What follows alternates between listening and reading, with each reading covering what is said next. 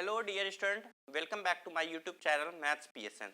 तो देखिए आज हम लोग डिस्कस करने वाले हैं ट्रिग्नोमेट्री के तीन इंपॉर्टेंट क्वेश्चन। तो चलिए स्टार्ट करते हैं। जैसा कि हम लोग ने पिछले वीडियो में भी तीन इंपॉर्टेंट क्वेश्चन डिस्कस किया था, काफी इंपॉर्टेंट क्वेश्चन थे। आज भी इसी प्रकार से हम लोग तीन क्वेश्चन डिस्कस करते हैं जो आपके लिए काफी इंपॉर्टेंट है, प्रीवियस ईयर में आए हुए क्वेश्चन है और आगे भी इसी टाइप से क्वेश्चंस आपको मिलते जुलते आते रहते हैं। मतलब अभी तक भी इसी से मिलते जुलते कई क्वेश्चंस आए हैं और आगे भी मिलते जुलते क्वेश्चंस मिलते रहेंगे। तो चलिए स्टार्ट करते हैं पहले क्वेश्चन से।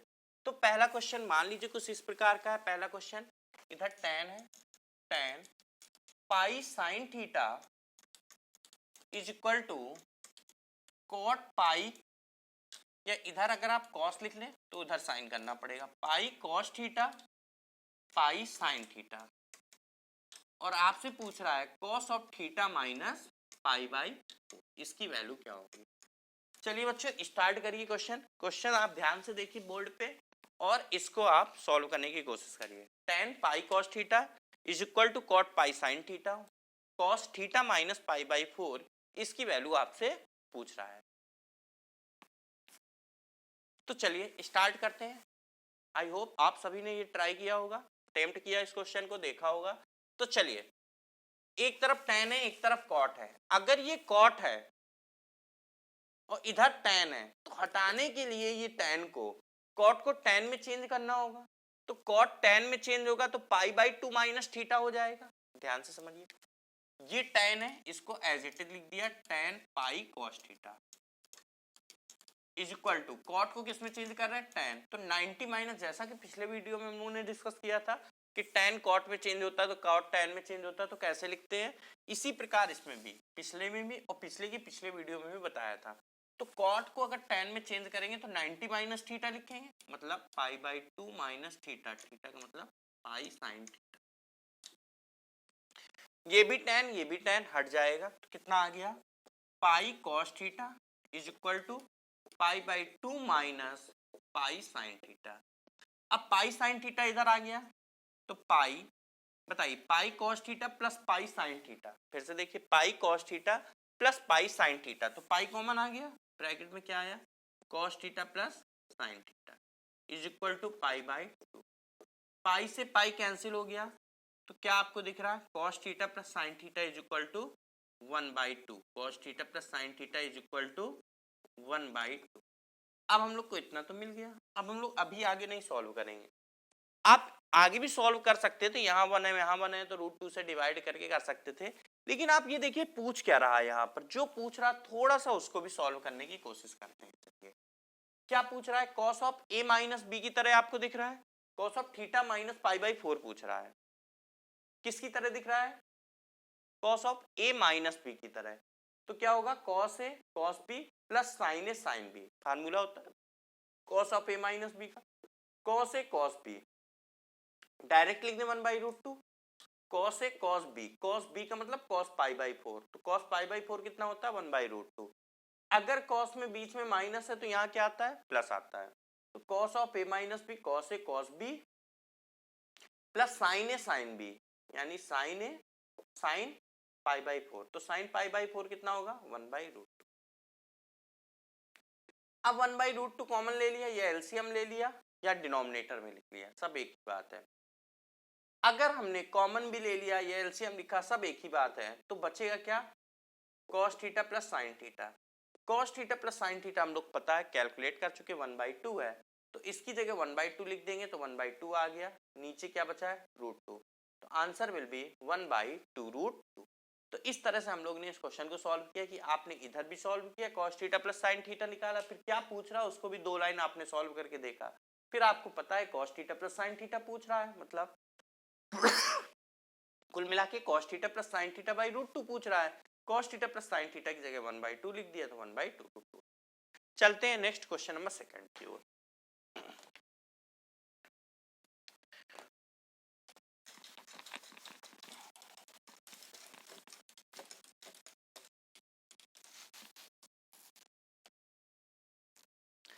क्वेश्चन नंबर सेकंड कह रहा है कि आपके ट्रायंगल की 3 साइड्स हैं, 3 जो साइड होती हैं कुछ इस प्रकार हैं, 3x plus 4y, 4x plus 3y, 5x plus 5y। तो आपसे कह रहा है ट्रायंगल किस प्रकार का होगा, ट्रायंगल इक्विलैटरल ट्रायंगल होगा, राइट एंगल ट्रायंगल होगा, एक्यूट एंगल होगा कि ऑब्ट्यूस एंगल होगा।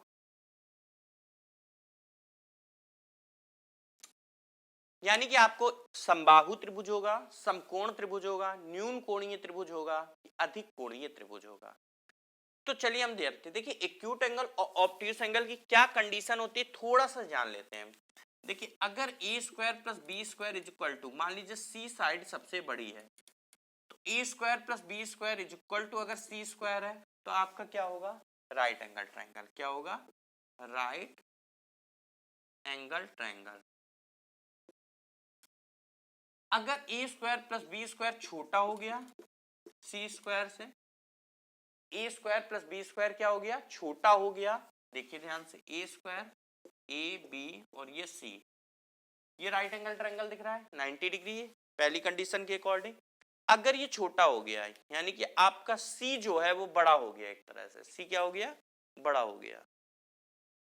ठीक है, सी स्क्वायर बड़ा है, ध्यान से देखिए, तो सी स्क्वायर तभी तो बड़ा होगा ना जब सी बड़ा हो जाएगा। इसके मान लीजिए ए बी फिक्स है, ए बी फिक्स है, मान लो 3 है 4 है जो भी है। अगर सी 5 है तो राइट एंगल ट्रायंगल होगा, 3 4 5 का पेयर बन। अगर 5 से भी बड़ा है तो सी स्क्वायर और बड़ा हो जाएगा, 3 स्क्वायर प्लस 4 स्क्वायर तो 25 होगा, तो ये 5 होना चाहिए। अगर 5 से ज्यादा हो गया तो सी स्क्वायर बड़ा हो जाएगा। तो 5 से ज्यादा का मतलब सी बड़ा है, तो सी बड़े का मतलब और फैलेगा, तो ये एंगल 90 से भी ज्यादा आ जाएगा। तो ये क्या हो जाता है, obtuse angle, obtuse angle triangle. Obtuse angle triangle मतलब अधिक कोणीय त्रिभुज हो गया। अगर A square plus B square छोटा हो गया, मतलब A square plus B square बड़ा हो गया, ये क्या था, A square plus B square is less than C square, तो ऑब्ट्यूस एंगल है। A square plus B square is greater than C square हो गया, तो यहाँ पर क्या होगा, एक्यूट एंगल। अगर ये बड़ा है यानी कि सी छोटा हो गया, सी छोटे का मतलब और छोटा, तो ये और सिकुड़ जाएगा, तो ये 90 डिग्री से और छोटा बन जाएगा, क्योंकि सी छोटा हो गया तो ये बी और थोड़ा इधर आ जाएगा। बी का साइड इतना ही, बी की लेंथ उतनी होगी लेकिन सी छोटा हो जाएगा, तो ये क्या होगा, एंगल छोटा हो जाएगा, तो एंगल क्या बनेगा, एक्यूट एंगल। ये 3 कंडीशन आपको पता होनी चाहिए कि अगर इक्वल है दो नंबर्स के स्क्वायर का सम, दो साइड के स्क्वायर्स का सम तीसरी साइड के इक्वल है, तीसरे साइड के स्क्वायर के इक्वल है, तो राइट एंगल ट्रायंगल हो गया, ये कंडीशन।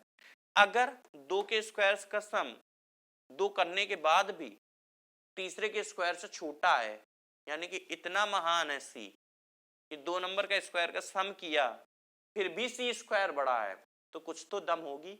तो कुछ दम होने का मतलब एंगल बहुत बड़ा होगा इसके सामने वाला, यानी कि स्मॉल, ये ए बी सी तो साइड है लेकिन स्मॉल सी के सामने का एंगल जो होगा वो बहुत बड़ा होगा। क्यों, क्योंकि सी दमदार है, तो एंगल सी भी दमदार होगा, तो एंगल सी कितना होगा, मोर देन 90 डिग्री।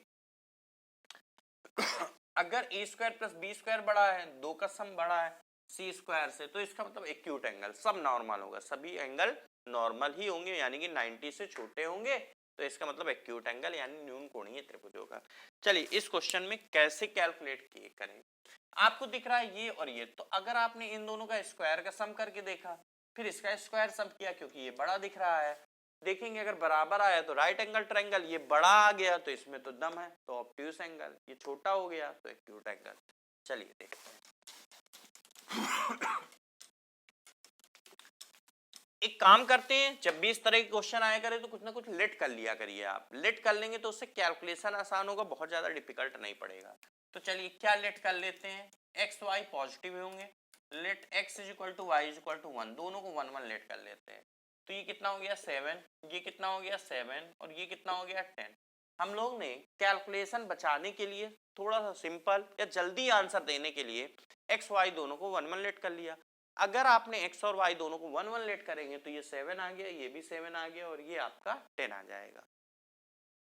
दो छोटी भुजाओं के स्क्वायर का सम करना होता है, यानी कि a square plus B square, इसका स्क्वायर 49, इसका स्क्वायर 49 और इसका स्क्वायर क्या होगा 100।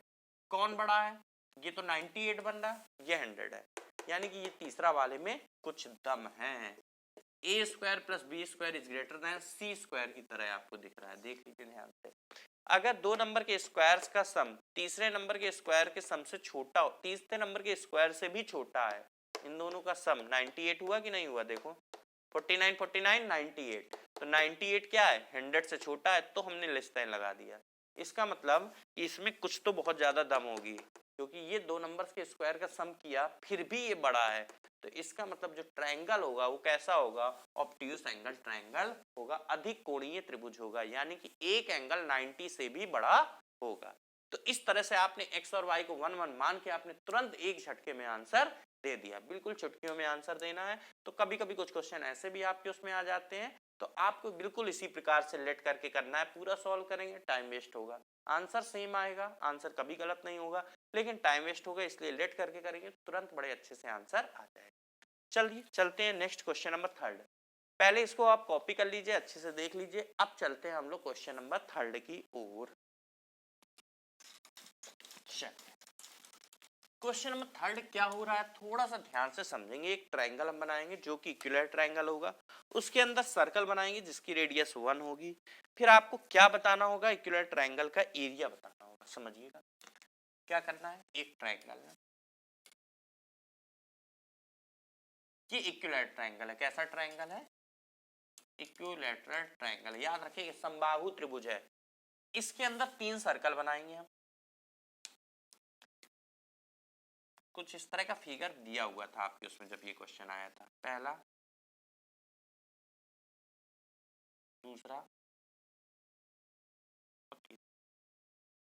तीनों सेम सर्किल मतलब सेम रेडियस है, जिसकी रेडियस 1 है। तो इन सभी की रेडियस कितनी है? r is equal to 1। तीनों की रेडियस 1 है, यानी कि त्रिज्याएं क्या है? तीनों की 1 है। और ये त्रिभुज कैसा है? समबाहु त्रिभुज है, यानी कि तीनों साइड इक्वल होंगी। ये आपको बताना क्या है? इस समबाहु त्रिभुज का क्षेत्रफल बताना है। क्या बताना है? इस इक्विलैटरल ट्रायंगल जो आपको दिख रहा है, इसका आपको एरिया बताना है।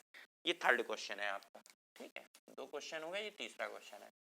चलिए अब समझते हैं, थोड़ा सा समझने की कोशिश करते हैं। कैसे कर सकते हैं, क्या कर सकते हैं? देखिए ये सेंटर होगा, ये सेंटर होगा, ये सेंटर होगा, सेंटर से सेंटर को मिला सकते हैं, इस तरह से मिला। ये बताइए अगर ये इसी पॉइंट से होकर जाएगा, ये भी 1 है, ये भी 1 है, तो टोटल ये कितना हो गया? 2। इसको इस तरह से करेंगे और इसको इस तरह से मिला देंगे, ये टच कर रहा है। क्योंकि आपको पता है ये रेडियस है, ये टेंजेंट है, तो ये 90 डिग्री का एंगल बनेगा, ये भी 90 डिग्री का एंगल बनेगा। क्यों? क्योंकि ये रेडियस है और ये आपकी इसकी टेंजेंट है। टच करते हुए जाने का मतलब ये क्या है? इस सर्कल का टेंजेंट है।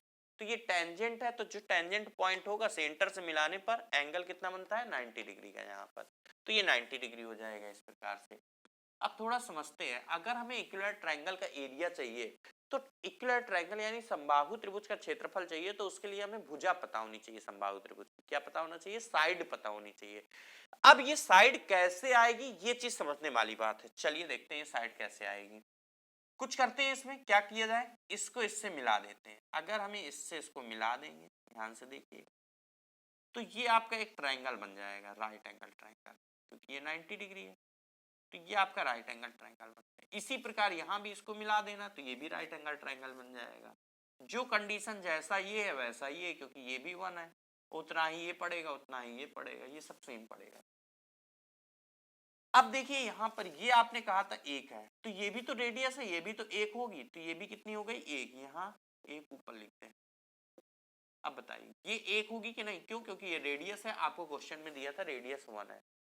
अब ये बताइए ये समबाहु त्रिभुज है, तो पूरा कितना होगा? ये 60 अंश। अगर ये 60 अंश होगा, तो बताइए जो कंडीशन इसकी है वही कंडीशन इस एंगल की होगी, तो दोनों 30-30 हो जाएंगे कि नहीं?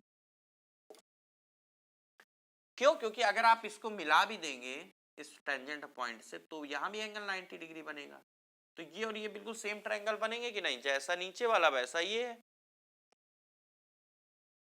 तो बताइए यहां पर अगर ये 60 डिग्री है, तो दोनों 30-30 हो जाएंगे, तो ये कितना हो गया? 30 डिग्री। अब इस वाले नीचे वाले ट्रायंगल में देखिएगा, ये 1 है, ये 30 डिग्री है, तो ये √3 आएगा कि नहीं आएगा? जैसे हाइट एंड डिस्टेंस में हम लोग पढ़ेंगे, ये h होता है, तो ये h√3 होता है। ऐसा हम लोग हाइट एंड डिस्टेंस में डायरेक्ट पढ़ेंगे। तो ये 1 है, जब आप हाइट एंड डिस्टेंस पढ़ लेंगे, उसके बाद ये डायरेक्ट लिखेंगे कि ये 1 है, तो ये कितना हो गया? √3 हो गया। तो ठीक है, √3 हो गया, समझ में आ गई होगी ये बात। नहीं समझ में आई तो आप tan 30 एक बार लगा लीजिएगा, इसको x मान लीजिएगा, तो tan 30 होता है लंब बटे आधार, परपेंडिकुलर बाय बेस। तो tan 30 इज इक्वल टू, तब आपको ऐसे लिखना पड़ेगा tan 30 इज इक्वल टू लंब बटे आधार, लंब है परपेंडिकुलर बाय बेस, लंब बटे आधार, इसको x मान लिया था, tan 30 1/√3 लिखना पड़ेगा, 1/x लिखना पड़ेगा, तो x इज इक्वल टू कितना आ गया √3, देख लीजिए। इसको रफ कर रहे हैं, ठीक है। जब आप हाइट एंड डिस्टेंस पढ़ लेंगे फिर आप डायरेक्ट लिखने लगेंगे, ये 1 है तो वो √3 आ गया। चलिए आगे देखते हैं। अब ये बताइए यहां से यहां तक तो √3 आ गया, अब यहां से यहां तक कितना होगा, ये 1 और ये 1 है, 2 है, तो टोटल ये भी कितना होगा 2 होगा कि नहीं होगा, कितना हो जाएगा 2, क्योंकि ऊपर ये 2 है तो ये भी 2 हो जाएगा। अब इसके अलावा यहां से यहां तक उतना ही तो होगा जितना ये है, तो ये भी कितना हो जाएगा √3। जो हालत इसकी है इस ट्रायंगल की, वही हालत इस ट्रायंगल की होगी। सॉरी। अब बताइए ये √3 हो गया। अब आपको क्या पता करना था, इक्विलैटरल ट्रायंगल का एरिया हमने आपसे पूछा था, क्या पूछा था हमने, एरिया ऑफ इक्विलैटरल ट्रायंगल। तो एरिया ऑफ इक्विलैटरल ट्रायंगल होता क्या है, √3/4a² होता है। क्या होता है एरिया ऑफ इक्विलैटरल ट्रायंगल होता है √3/4a²। समबाहु त्रिभुज का क्षेत्रफल होता है √3/4a²। अब आप यहां ध्यान से देखिए, बड़े आप ध्यान से देखिए, इसमें बताइए a की वैल्यू कितनी है, जितनी ये होगी वही ये होगी वही होगी, क्यों, क्योंकि ये समबाहु त्रिभुज है। तो ये कितना हो गया, ध्यान से देखिए, √3 + 2 + √3, तो 2√3 हो गया, तो 2 + 2√3 हो जाएगा। तो a की वैल्यू पुट कर दीजिए √3/4, a कितना दिख रहा है 2 + 2√3 और होल स्क्वायर, a का स्क्वायर होता है तो स्क्वायर लगा दिया। फिर से ध्यान से देख लीजिए, a कितना है 2 + 2√3, तो 2 + 2√3। अब ये बताइए कि √3/4 तो ये हो गया, इन दोनों में अगर 2 कॉमन लेना चाहे, ऊपर सर में 2 चढ़ा है तो ये 2 का स्क्वायर हो जाएगा, यानी कि बाहर आएगा तो 4 बाहर आएगा कि नहीं आएगा, बचेगा क्या 1 + √3 का होल स्क्वायर। देख लीजिए ध्यान से, बस आंसर आने ही वाला है। इंपॉर्टेंट चीज ये थी, फिगर बना बनाया आपको दिया था, केवल आपको वैल्यू पुट करनी थी। ये आपको इस तरह से निकालना था कि ये 1 है, ये भी 1 हो जाएगा, ये 2 हो जाएगा, ये √3 हो जाएगा, तो साइड हो गई ये √3, तो ये भी √3 हो जाएगा, तो साइड कितनी हो गई 2 + 2√3 हो गई। 2 + 2√3 पुट कर देते हैं। एरिया ऑफ ट्रायंगल पूछ रहा था, ट्रायंगल था इक्विलैटरल ट्रायंगल, तो √3/4a² लगा दिया आपने। अब बताइए यहां पर 4 से 4 कैंसिल हो गया तो कितना बचा, बताइए √3 ब्रैकेट में 1 + √3 का होल स्क्वायर, तो 1 + √3 का होल स्क्वायर मतलब a + b का होल स्क्वायर, तो a² + b² + 2ab यानी 2√3 कितना हो गया √3 4 + 2√3, √3 से मल्टीप्लाई कर दीजिए, 4√3 और √3 3 हो जाएगा, तो 3 × 2 6, या फिर ये लिखा होगा ऑप्शन में, या फिर 6 + 4√3 लिखा होगा, एक ही बात है। 4√3 + 6 लिखा होगा या फिर 6 + 4√3 लिखा होगा। तो बच्चों इस तरह से हम लोग ने ये 3 क्वेश्चन किए। तीसरा क्वेश्चन ये भी बेहतरीन क्वेश्चन था, इंपॉर्टेंट क्वेश्चन था। इस तरह का फिगर बना था आपका, इस तरह से क्वेश्चन आया था। इसी तरह से मिलते जुलते क्वेश्चंस आते रहते हैं आपके उसमें, ठीक है। कभी कभी लैंग्वेज में क्वेश्चन दे देता है, आपको लैंग्वेज से फिगर में कन्वर्ट करना होता है, उसके बाद आपको सॉल्व करना पड़ता है। कभी कभी ऐसा भी होता है, लैंग्वेज से फिगर में कन्वर्ट करिए, फिर जिस तरह से आपको दिया है उस तरह से आप कुछ ना कुछ करिए, जो भी दिया हुआ है वैल्यू पुट करिए, कैलकुलेट करिए और आंसर निकालिए। तो आज हम लोग बच्चों इतना ही रखते हैं। आपने 3 क्वेश्चन आई होप अच्छे से समझे होंगे, तीनों क्वेश्चन आपको समझ में आ गए होंगे। कोई प्रॉब्लम है कमेंट बॉक्स में बताइए, और अभी तक हमारे चैनल को सब्सक्राइब नहीं किया है तो पहले चैनल को सब्सक्राइब करिए, बेल आइकन दबाइए, वीडियो को लाइक करिए, शेयर करिए और कमेंट करिए, ठीक है। ओके बच्चों, थैंक यू।